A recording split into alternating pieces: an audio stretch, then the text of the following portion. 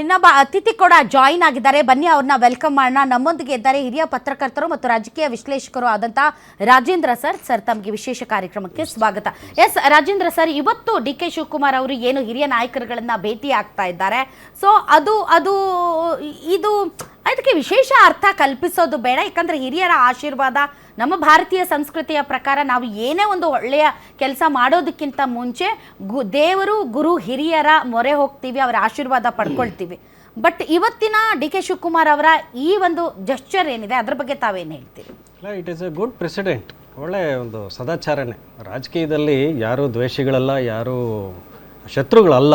ರಾಜಕೀಯ ವ್ಯವಸ್ಥೆಯಲ್ಲಿ ಮತ್ತೆ ಕರ್ನಾಟಕದಲ್ಲಿ ಅತ್ಯಂತ ಹಿರಿಯ ರಾಜಕಾರಣಿಗಳಾಗಿರ್ತಕ್ಕಂತಹ ದೇವೇಗೌಡರಿದ್ದಾರೆ. ಅತ್ಯಂತ ಅವರು ಒಬ್ಬ is a senior most leader who was also the chief minister of Karnataka. Yediyurappa for the matter. ಹಾಗೆ ಈ ರೀತಿ ನೀವು ಇದು ಮಾಡಿದಾಗ ಇರ್ರೆಸ್ಪೆಕ್ಟಿವ್ ಆಫ್ ದ ಪಾರ್ಟಿ ಅಂತ ಇದು ಒಂದು ಒಳ್ಳೆ ನಡೆ ಅಂತ ಅನಿಸುತ್ತೆ ಶಿವಕುಮಾರ್ ಅವರಿಗೆ. ಶಿವಕುಮಾರ್ ಅವರ ಈ ನಡೆ ನೋಡಿದಾಗ ಅವ್ರು ಹೇಳಿದ್ರು, ಹಿಂದೆ ನಿಮ್ಗೆ ಜ್ಞಾಪಕ ಇರ್ಬೋದು, ನಾನು ಕೇವಲ 2 ವರ್ಷಗಳಲ್ಲ 8 ವರ್ಷಗಳ ಕಾಲ ನಾನು ಮುಖ್ಯಮಂತ್ರಿ ಆಗಲಿಕ್ಕೆ ಬಯಸ್ತೀನಿ ಅಂತ ಹೇಳಿದ್ದಾರೆ.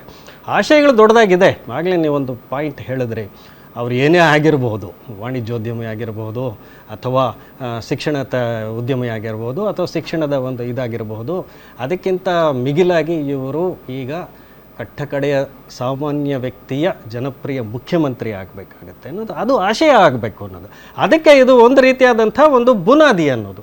ನಾನು ಈ ಸಂದರ್ಭದಲ್ಲಿ ಏನು ಮುಖ್ಯಮಂತ್ರಿಯಾಗಿ ನಾನು ಅಧಿಕಾರ ಸ್ವೀಕರಿಸ್ತಾ ಇದ್ದೀನಿ, ನಿಮ್ಮಿಂದ ಏನಾದರೂ ಹೇಳೋದಿದ್ರೆ ದಯವಿಟ್ಟು ಹೇಳಿ, ಆಶೀರ್ವದಿಸಿ ಅಂತಕ್ಕಂಥದ್ದು ನೋಡಬೇಕು. ಇದು it is a very good move. ಈಗ ಅವರು ದೇವೇಗೌಡರ ಹತ್ರ ಅಥವಾ ಯಾಕೆಂದರೆ ಅವರ ವಿರುದ್ಧ ಹೋರಾಟ ಮಾಡಿ ಸೋತವರು ಕೂಡ, ಮತ್ತು ರಾಜಕೀಯವಾಗಿ ಅವರು ವಿರೋಧಿಗಳು. ನಾನು ವೈರಿಗಳು ಅಂತ ಹೇಳೋದಿಲ್ಲ, ರಾಜಕೀಯ ವಿರೋಧಿಗಳು ಅಂತ ಹೇಳ್ತೀನಿ. ಸೊ ಹೀಗಾಗಿ ಇದು ಒಂದು ರೀತಿಯಲ್ಲಿ ಇಡೀ ದೇಶ ನೋಡ್ತಾ ಇದೆ. ಈ ಸಂಪ್ರದಾಯವನ್ನು ಪ್ರಾಯಶಃ ಇವತ್ತು ನಮ್ಮ ರಾಷ್ಟ್ರೀಯ ನಾಯಕರು, ರಾಷ್ಟ್ರೀಯ ಏನು ಸರ್ಕಾರ ಇದೆ ಇವತ್ತು, ನ್ಯಾಷನಲ್ ಗವರ್ನಮೆಂಟ್ ಅಂತ, ಅದು ಕೂಡ ಪಾಲನೆ ಮಾಡಿದ್ರೆ ಚೆನ್ನಾಗಿರುತ್ತೇನೋ ಅಂತ ನನಗೆ ಅನ್ನಿಸುತ್ತೆ.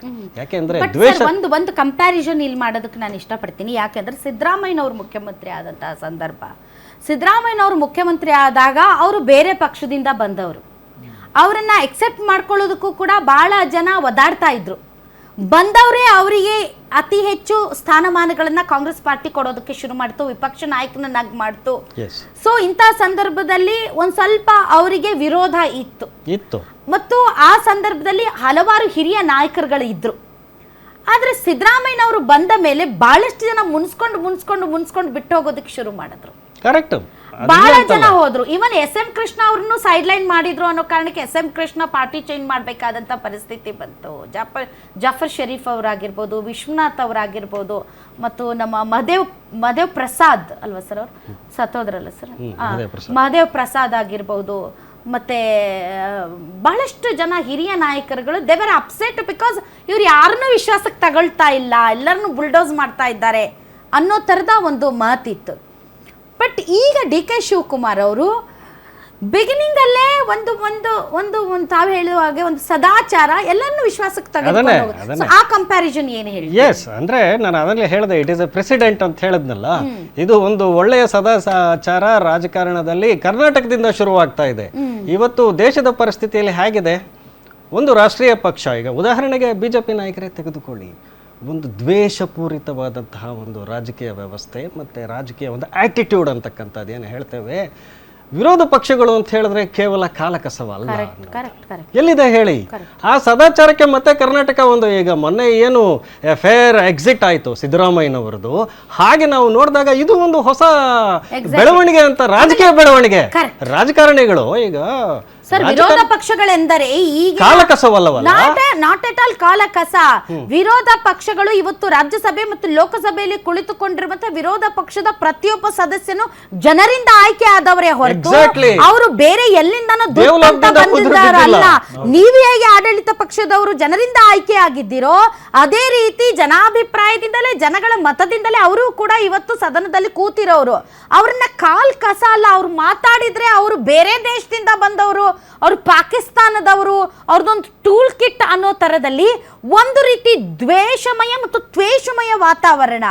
ಒಂದು ಒಳ್ಳೆಯದು ಹೇಳಿದ್ರೂ ಕೂಡ ಸ್ವೀಕರಿಸದೇ ಇರುವಷ್ಟು ಜಲಸ್ ಆ್ಯಂಡ್ ರಾಜಕೀಯ ವೈಷಮ್ಯ. ಒಳ್ಳೇದು ಹೇಳಿದ್ರು ಕೂಡ ಅವ್ರಿಗೆ ಬೇರೆ ಅಜೆಂಡಾ ಇದೆ ಅನ್ನೋ ಥರದಲ್ಲಿ ಅವ್ರನ್ನ ಬಿಂಬಿಸೋದು. ತಾವೇ ಹೇಳಿದ ಹಾಗೆ ವಿರೋಧ ಪಕ್ಷಗಳು ಒಳ್ಳೇದು ಹೇಳ್ತಿದ್ದಾರೆ ಅಂದ್ರೆ ಅದನ್ನ ಸ್ವೀಕರಿಸುವಂತಹ ಒಂದು ಏನು ಹೇಳ್ತಾರೆ ಬೇಕು, ಅದೇ ನಿಜವಾದ ರಾಜಕೀಯ. ಎಸ್, ಅಂದರೆ ಈ ವಿಷಯದಲ್ಲಿ ನಾವು ಅದಕ್ಕೆ ಯಾವತ್ತು ರಾಜಕೀಯ ಅಂತ ಹೇಳಿದ್ರೆ ನಮ್ಮ ದೇಶದ ರಾಜಕಾರಣ ಮೊದಲಿನಿಂದ ಹಾಗಿರಲಿಲ್ಲ, ಇತ್ತು. ಯಾಕೆಂತ ಹೇಳಿದ್ರೆ ದೇಶದ ಸ್ವಾತಂತ್ರ್ಯಕ್ಕೋಸ್ಕರ, ದೇಶದ ಒಂದು ಗಣರಾಜ್ಯಕ್ಕೋಸ್ಕರ ಎಲ್ಲ ರಾಜಕೀಯ ಪಕ್ಷಗಳು ಎಲ್ಲ ನಾಯಕರು ಹೋರಾಡಿದವ್ರೆ. ಆದರೆ ಇವತ್ತಿನ ಟ್ರೆಂಡ್ ಹೇಗಿದೆ, ನಾನು I am speaking about the national level today. ಅಂದರೆ ನೀವು ಶೂನ್ಯ ಮಾಡ್ತೀವಿ, ಇಂಥ ಪಕ್ಷವನ್ನು ನಾನು ಝೀರೋ ಮಾಡ್ತೀನಿ ಅಂತಕ್ಕಂಥ ರೀತಿಯಲ್ಲಿ ನೀವು ಹಠಮಾರಿ ರಾಜಕಾರಣ ಮಾಡಿ ದೂರ ಇಟ್ಟಾಗ ಎಂಥ ಸಂದೇಶ ಹೋಗುತ್ತೆ. ಅದಕ್ಕೆ it is totally accepted today. ನಿಜವಾಗಲೂ ಕೂಡ ಈಗ ಶಿವಕುಮಾರ್ ಅವರು ಇವತ್ತು ಏನ್ ಸೆಟ್ ಮಾಡಿದ್ದಾರೆ, ಇನ್ನು ಮುಖ್ಯಮಂತ್ರಿಯಾಗಿ ಅವರು ಪ್ರಮಾಣ ವಚನ ಸ್ವೀಕರಿಸಲಿಕ್ಕೆ ಇನ್ನು ಕೆಲವೇ ಗಂಟೆಗಳು ಬಾಕಿ ಇರುವಾಗ ರಾಜಕಾರಣದಲ್ಲಿ ಸೋಲು ಗೆಲುವು ಅದೇನು ಶಾಶ್ವತ ಅಲ್ಲ. ಒಂದ್ಸಾರಿ ನೀವು ಗೆಲ್ಬಹುದು ಅಥವಾ ಒಂದ್ಸಾರಿ ನಾನು ಗೆಲ್ಬಹುದು. ಅದನ್ನು ಅವರು ಇವತ್ತು ಸಂದೇಶವನ್ನು ಅದನ್ನು ಕಳಿಸ್ತಾ ಇದ್ದಾರೆ. ಇದನ್ನು ಕೂಡ ಬೇರೆ ಪಕ್ಷಗಳು ನೋಡಿ, ಎಸ್, ಯಾಕೆಂತ ಹೇಳಿದ್ರೆ ನಿಮಗೆ ಒಬ್ಬ ಒಗ್ಗಟ್ಟಾಗಿ ಕೆಲಸ ಮಾಡೋಣ, ಅದೊಂದೇ ಅಲ್ಲ, ರಾಜ್ಯದ ಹಿತಾಸಕ್ತಿ ಮುಖ್ಯ ಆಗುತ್ತೆ. Welfare of the state is important than the chief minister of Karnataka. And yes, ನೀವು ತುಂಬಾ ಒಳ್ಳೆ ಪಾಯಿಂಟ್ ಹೇಳ್ತಾ ಇದ್ರಿ ರಾಮ್. ಹೇಳಿ, ತಮಿಳುನಾಡಲ್ಲೂ ಕೂಡ ವಿಜಯ್ ಗೆದ್ದ ನಂತರ ಹೋಗಿ ಡಿಎಂಕೆ ಸ್ಟಾಲಿನ್ ಅವರನ್ನ ಭೇಟಿ ಮಾಡ್ತಾರೆ, ಎಐಡಿಎಂಕೆ ನಾಯಕರನ್ನ ಭೇಟಿ ಮಾಡ್ತಾರೆ, ಸಲಹೆ ಸೂಚನೆಗಳನ್ನ ಕೇಳ್ತಾರೆ. ಪಾಸಿಟಿವ್ ಪಾಲಿಟಿಕ್ಸ್, ಗುಣಾತ್ಮಕ ರಾಜಕೀಯ ಅದು. ಅಂಡ್ ಮುಂದಿನ ದಿನಗಳಲ್ಲಿ ಈಗ ಸಿದ್ದರಾಮಯ್ಯ ಅವ್ರ ಮೇಲೆ ಇದ್ದಂತ ಒಂದು ಆರೋಪ ಏನಂದ್ರೆ ವಿರೋಧ ಪಕ್ಷಗಳನ್ನ ಅವರು ವಿಶ್ವಾಸಕ್ಕೆ ತೆಗೆದುಕೊಳ್ತಾ ಇರಲಿಲ್ಲ ಅಂತ. ಅದು ನೀರಾವರಿ ಯೋಜನೆಗಳಾಗಿರ್ಬೋದು, ಅಥವಾ ರಾಜ್ಯಕ್ಕೆ ಬರುವಂತಹ ಅನುದಾನದ ವಿಚಾರಗಳಾಗಿರ್ಬೋದು, ಅಥವಾ ದೊಡ್ಡ ದೊಡ್ಡ ಪ್ರಾಜೆಕ್ಟ್ಸ್ ಆಗಿರ್ಬೋದು.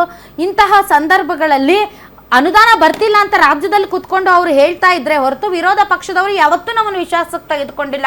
ಒಂದು ಆಲ್ ಪಾರ್ಟಿ ಮೀಟಿಂಗ್ ಅನ್ನ ಮಾಡಿ ಎಲ್ಲರನ್ನೂ ಒಟ್ಟಿಗೆ ಕರ್ಕೊಂಡು ಹೋಗಿ ಕೇಂದ್ರದ ಮುಂದೆ ಮಾತಾಡಿಸ್ಲಿಲ್ಲ ಅಂತ. ಬಟ್ ಡಿ ಕೆ ಶಿವಕುಮಾರ್ ಹಂಗಲ್ಲ, ಕೆಲಸ ಆಗ್ಬೇಕಂದ್ರೆ ಹೋಗಿ ಅವ್ರ ಮನೆ ಬಾಗಿಲಿಗೂ ಕುತ್ಕೋತಾ ಇರ್ಬೇಕಾದ್ರೆ ಮನೆ ಬಾಗಿಲು ಕಾಯ್ತಾರ ಅವರು. ಇದು ಯಾವುದೇ ಮಿನಿಸ್ಟರ್ ಆಗ್ಲಿ, ಅವ್ರು ಬಿಜೆಪಿ ಅವರಾಗ್ಲಿ ಬೇರೆಯವರಾಗ್ಲಿ.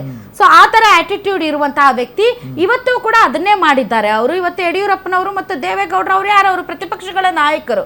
ಇವೊಂದು ಸಾಲ್ವರ್ಡ್ಸ್ ಇದ್ರು ಕೂಡ ಅವರು ಪ್ರತಿಪಕ್ಷಗಳ ನಾಯಕರು. ಆ ಮೂಲಕ ಎಲ್ಲರನ್ನೂ ಒಗ್ಗಟ್ಟಾಗಿ ತೆಗೆದುಕೊಂಡು ಹೋಗೋದು ರಾಜ್ಯದ ಹಿತಾಸಕ್ತಿಗೆ ಒಬ್ಬ ಉತ್ತಮ ನಾಯಕನ ಲಕ್ಷಣ. ಅದನ್ನ ಆರಂಭದಲ್ಲಿ ಅವ್ರು ತೋರಿಸಿದ್ದಾರೆ. ಈ ಆರಂಭ ಇದು ಈ ಆರಂಭ ಹೀಗೆ ಮುಂದುವರಿಯುತ್ತಾ ಇತ್ವಾ ಇದು ಆರಂಭ ಶುರತ್ವನ ಗೊತ್ತಿಲ್ಲ ಪ್ರೆಡಿಕ್ಟ್. ಬಟ್ ಡೆಫಿನೆಟ್ಲಿ ಇವರ ರಾಜಕೀಯ ಜೀವನದಲ್ಲಿ ಇವರು ಬಹಳ ಪಾಠಗಳನ್ನ ಕಲ್ತಿದ್ದಾರೆ. ಇವರಿಗೆ ಬಹಳಷ್ಟು ಉಳಿಪೆಟ್ಟುಗಳು ಬಿದ್ದಿದೆ. ಈ ಉಳಿಪೆಟ್ಟು ಇವರನ್ನ ಒಂದು ಒಂದು ಒಂದು ಒಂದು ಒಂದು ಒಂದು ವಿಗ್ರಹವನ್ನಾಗಿ ಮಾಡಿದೆ. ಹೀಗಾಗಿ ಅವ್ರ ಪಾಠಗಳನ್ನ ಕಲ್ತಿದ್ದಾರೆ. ಮತ್ತೆ ಅವ್ರು ಹಿಂದಕ್ಕೆ ತಿರುಗಿ ನೋಡಲ್ಲ ಅಂತ ಅನ್ಸುತ್ತೆ. ವಿಲ್ ಟೇಕ್ ಅ ಬ್ರೇಕ್, ಒಂದು ಬ್ರೇಕ್ ತಗೊಳ್ತೀವಿ. ಬ್ರೇಕ್ನ ನಂತರ ಇನ್ನೇನು ಕೆಲವೇ ಕ್ಷಣಗಳಲ್ಲಿ ಈ ರಾಜ್ಯದ ಮುಖ್ಯಮಂತ್ರಿಯಾಗಿ ಡಿ ಕೆ ಶಿವಕುಮಾರ್ ಪದಗ್ರಹಣ ಮಾಡ್ತಾರೆ. The same time almost all clear ಆಗಿದೆ ಯಾರ್ಯಾರು ಇವತ್ತು ಮಂತ್ರಿಗಳಾಗಿ ಪ್ರಮಾಣ ವಚನ ಸ್ವೀಕರಿಸ್ತಾರೆ ಅಂತ. ಬಟ್ ಆದರೂ ಈ ರಾಜ್ಯದ ಹೆಣ್ಣುಮಗಳಾಗಿ ನನಗೆ ಬೇಸರ ಇರೋದು, ನೀವು ಕಾಂಗ್ರೆಸ್ ಪಾರ್ಟಿಯವರು ಹೆಣ್ಮಕ್ಳನ್ನ ಸೆಕೆಂಡ್ ಸಿಟಿಸನ್ ಅಂತಾನೆ ಟ್ರೀಟ್ ಮಾಡ್ತಾ ಇದ್ದೀರಿ ಅನ್ನೋದು ವೆರಿ ಬ್ಯಾಡ್ ಅಂಡ್ ಸ್ಯಾಡ್.